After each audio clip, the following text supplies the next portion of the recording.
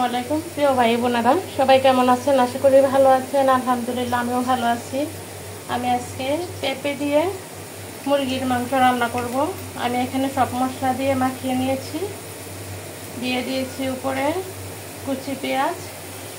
আর এখানে আমি মুরগির জন্য হাঁড়ি বসিয়ে দিলাম। আমার পেঁয়াজটা প্রায় হয়ে গেছে, আমি এখন মাংসটা দিয়ে দিব।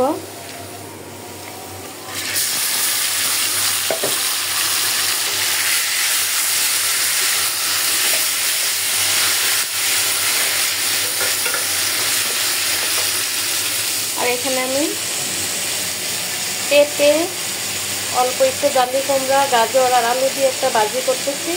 ভাজিটা একটু বাদ দিয়ে এনেছি। আমি কিন্তু আমার ভাজিটা তেলে দিয়ে দিচ্ছি, আর তার জন্য আমি এখানে দিয়ে দিচ্ছি আদা রসুন বাটা।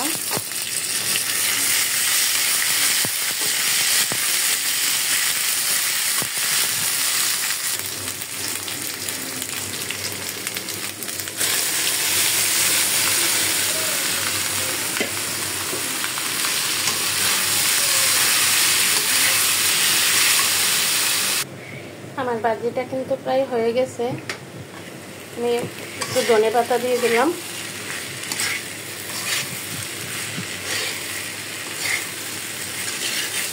এখন নামিয়ে ফেলব।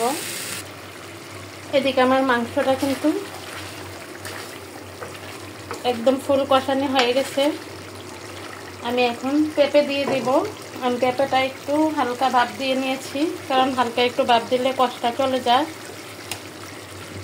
ভাপ ছাড়াও দেওয়া যায়। মুরগির মাংস এমনি নরম, সেজন্য আমি পেঁপেটা একটু ভাপ দিয়ে নিয়েছি।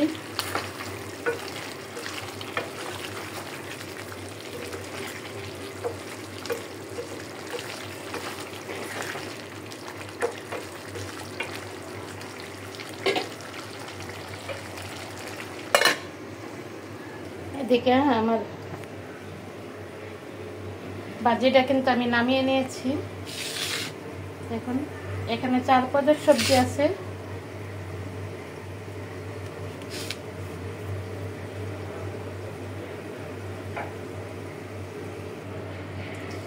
এদিকে আমার তরকারিটাও কিন্তু হয়ে গেছে। আমি চলো অফ করে দিচ্ছি।